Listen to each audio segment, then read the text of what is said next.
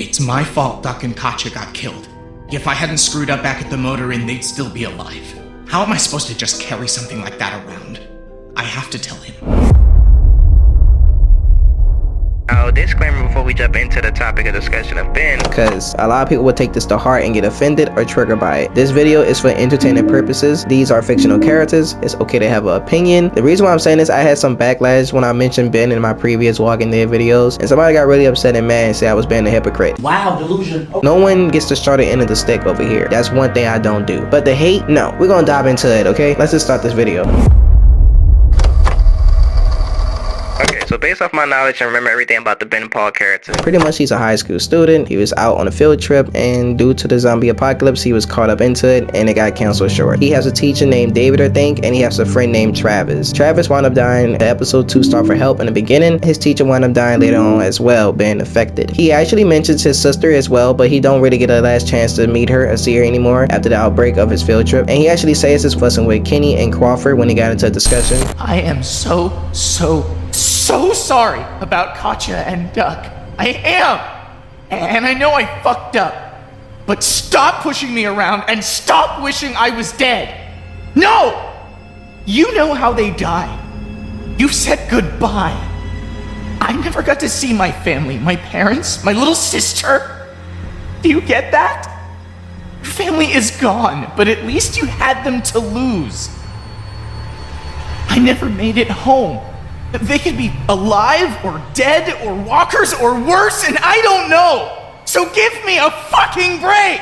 I think that was the only moment when I sit up there and look at Ben, him standing up for himself and being confident in himself and holding his own ground. And I actually like that moment that he had with Kenny. Even in this moment, Kenny locked eyes and actually dropped his frown and angry expression on his face and showed sympathy towards them. And he was about to apologize and tell Ben he's sorry. I think Ben was bound to lose. He was doomed from the beginning. His character shows a lack of a lot of confidence and bravery. Ben is only 16 or 17 years old in the zombie apocalypse, which is normal because this is actually new to him. For him to be in this world and try to adjust to things, what overtakes Ben's character and shaped him who he is now in this game is fear. Lee said it best when he was actually discussing to Clementine in this moment right here. Learn not to be afraid. They should have got us, but we got them. Yeah, you're right. Fear is the thing that will kill us. You understand? I actually found this very true, and it really is realistically. Fear can overtake the brain, your character, and your confidence. It can affect others around you and not only yourself. Fear can actually get you killed and make devastating decisions that you are not quite all the way 100% confident with yourself. There's a lot of things that goes into his character that shaped him to who he is now, and based off the zombie apocalypse that was starting fresh, he was just trying to adapt to everything before his eyes. He would have had a character development sooner. I actually seen glimpses signs of it when he's standing up against Kenny. It shows the signs how Ben abandoned Clementine in this moment right here. Lack of confidence, fear, worry, no braveness. The fear overtake them in this moment right here to the point that he abandoned Clementine, and it's so sad that Clementine vouches for Ben and called Ben such a good person and a friend and everything. Now that could be a good motive that could write alongside his character. In this moment right here, you can sit up and tell Ben, Clementine vouched for you, put everything on the line to find Clementine. He actually lightens up. He actually gets a little bit of courage and confidence inside of him. You're right. I owe her. I swear, before this is all over, I'm gonna show you I can do something right. I'll prove it to you. You'll see. You're right. I owe her. I want to do this for Clem, but I want to do it for Kenny too. I gotta make it right with him. Somehow I gotta make it right. Okay, if that's what you want. Maybe this is for the best. It'll give me a chance to talk to Kenny, try to make things right. Somehow I gotta make it right. I think I could have helped, but I'll do whatever you want me to do. I think maybe it's best I stayed behind. I know you don't have a lot of confidence in me. That's okay, I understand. But you've got enough to worry about with Clementine without me screwing things up.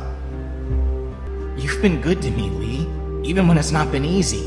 Whatever I can do to help, you can count on me. Maybe it's best that I stayed here.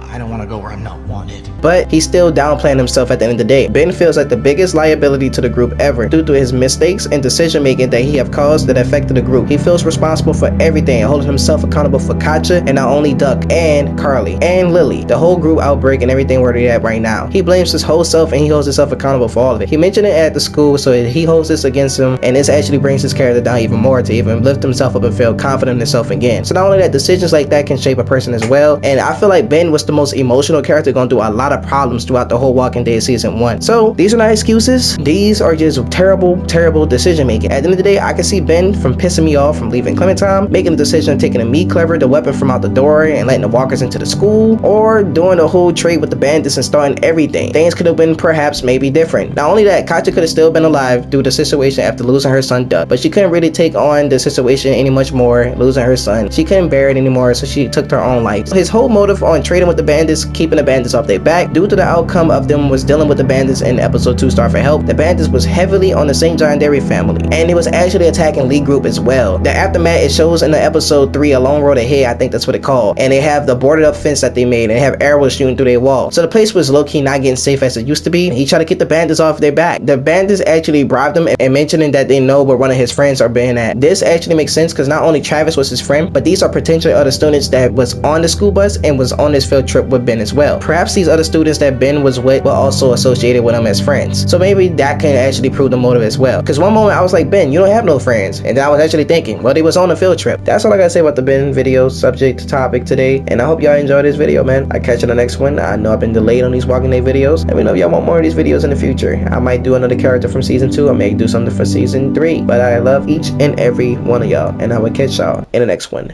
Peace.